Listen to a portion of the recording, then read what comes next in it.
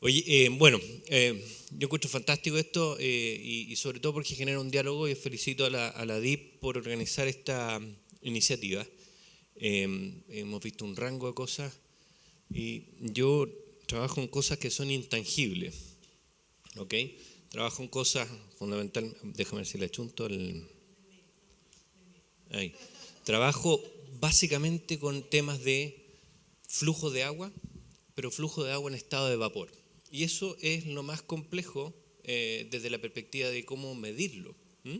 Y la motivación que hay detrás es, uno, la agricultura y la vegetación en general es el mayor consumidor de recursos hídricos, más del 70% de los recursos superficiales los usa agricultura, vegetación, por lo tanto cualquier mejora que uno haga ahí significa un ahorro sustancial que podría garantizarnos seguridad hídrica en un contexto de cambio climático, en un contexto de sequía. Y vamos viendo cómo seguimos con esto. No vamos a seguir. No puedo apretarlo de arriba. Ya, gracias. Este es un aprendizaje que debemos. Yo creo que nos hemos equivocado todos con lo mismo, ¿verdad? Ya, ahora sí. Ahora sí, prometo ir rápido. Cuando decimos evapotranspiración, la pregunta es ¿de qué estamos hablando? Y lo clásico dice, mira, esta es la suma de un proceso físico, movemos agua desde una superficie de suelo, un cuerpo de agua que le llamamos evaporación, y le sumamos entonces el componente que se llama transpiración, que está regulado por la vía estomática. Una cosa que conocemos y por lo tanto cuando decimos somos súper originales, cuando llamamos a esta variable de una forma, le pusimos la combinación de ambos, evapotranspiración. Y uno se encuentra en el día a día con los profesionales que trabajan esto, gente de riego, ingenieros civiles, geógrafos, etc. Y dice, bueno, ¿y tienes ET? Claro que sí, tengo mediciones de ET. Y no es verdad. La mayoría de la gente le está dando una falsa sensación de que sí tienen mediciones de evapotranspiración. Porque la pregunta es, ¿cuántas evapotranspiraciones hay? Hay una, que es la de verdad, que se llama evapotranspiración real. Ese es el verdadero flujo de vapor desde las plantas hacia la atmósfera. Pero hay muchos que hablan de nuestra famosa evaporación de referencia, que es la que con ecuaciones matemáticas, con las estaciones meteorológicas uno puede calcular. Pero en el fondo lo que nos dice es cuánto demandaría la atmósfera para una superficie que tiene unas ciertas características y condiciones. Y después hablamos de una evapotranspiración potencial. Cuando queremos diseñar sistemas de riego, embalse, decimos, oye, esto es en el fondo la suma de referencia multiplicada por un famoso coeficiente de cultivo. Y aquí tienen la ecuación propuesta por la FAO y validada por Allen en 1998. Dice, la de referencia ya lo multiplico por un coeficiente de suelo y por un coeficiente de cultivo. Pero lo cierto es que es aquí donde nos caemos, porque esto es difícil de medir y monitorear. Lo que ocurre es que el suelo condiciona mucho cuál es la respuesta de los cultivos, la humedad del suelo condiciona mucho cuál es la respuesta de los cultivos y cuánto es efectivamente lo que se está transpirando. Y por lo tanto necesitamos sistemas que sean un poquito más complejos y más representativos de las características físicas para efectivamente medir las cosas. Sueño, entonces, tener un lisímetro en la facultad. Un lisímetro es un instrumento súper sofisticado, es un gran macetero. Pero es un macetero que tiene ciertas características que nos permite medir con gran precisión cuál es el verdadero flujo de agua.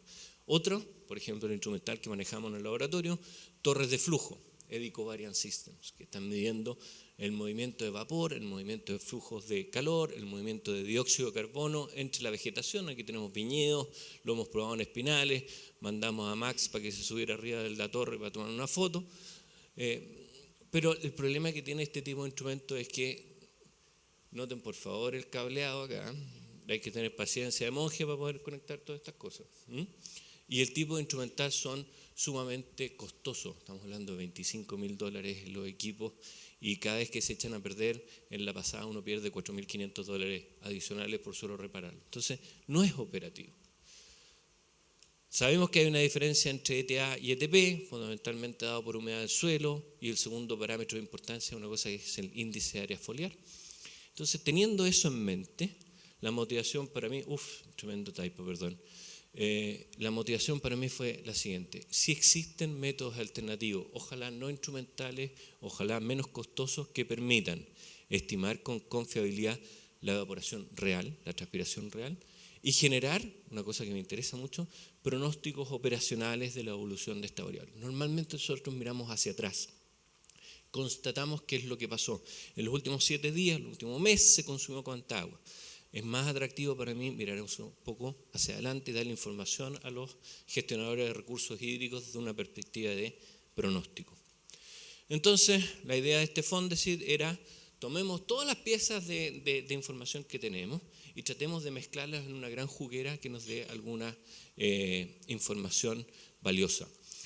Parte de ello lo hacemos a través de modelos de simulación de cultivo, que son algoritmos que están representando la biofísica del desarrollo de estos cultivos, y parte de ello a través de imágenes de satélite que nos van a dar índices vegetacionales, de tal manera que te dicen, por ejemplo, en el territorio, con una cierta resolución, si hay cambios en la emisión de ciertas longitudes de onda, si hay cambios en la reflectancia, si hay cambios en la temperatura, hay un comportamiento anómalo de la vegetación. Y MODIS ha sido bastante popular porque desarrolla un montón de productos. Uno de los productos tiene que ver con el índice de área foliar. Vamos a probar también productos asociados a humedad de suelo. El concepto que estamos utilizando es un concepto que se llama de data assimilation, y que en meteorología, en hidrología y en ciencias de la tierra, en el fondo es algoritmos muy sofisticados que combinan distintas fuentes de información. Las fuentes de información se asume que son erróneas, ¿verdad?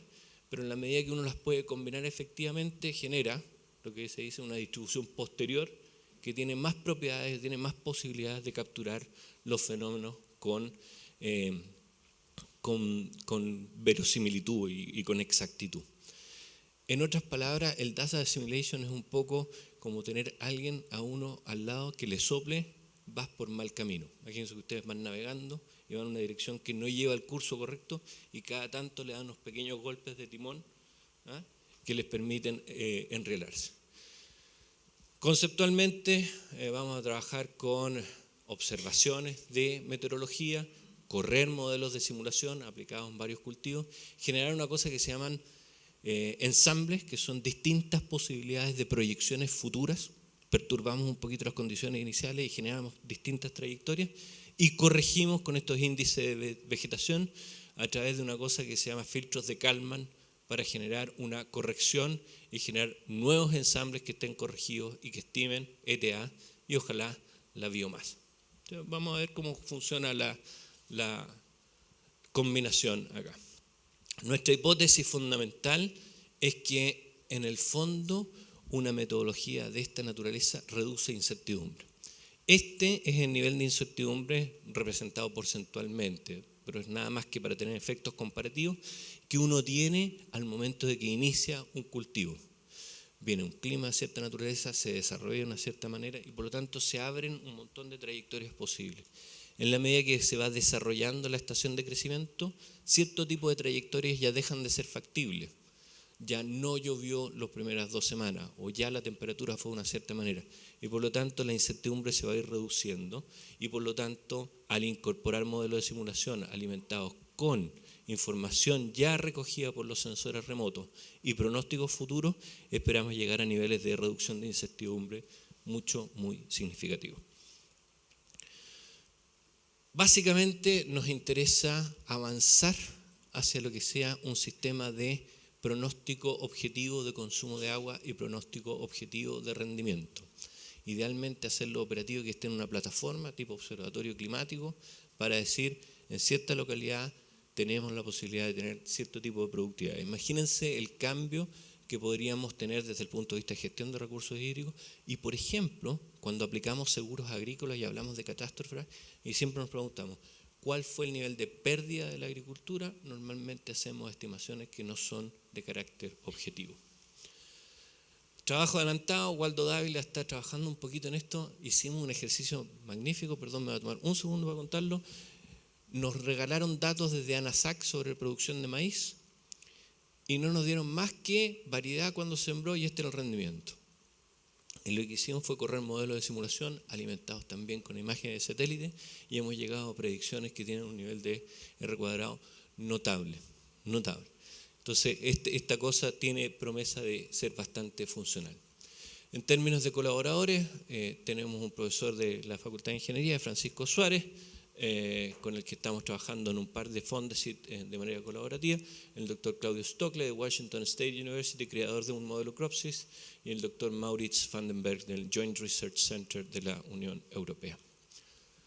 Los invito a que visiten la página del laboratorio, ¿verdad?, donde tenemos este tipo de información, seminarios. Ahí está Víctor, que es estudiante de doctorado, que está comenzando en este proyecto. Muchas gracias.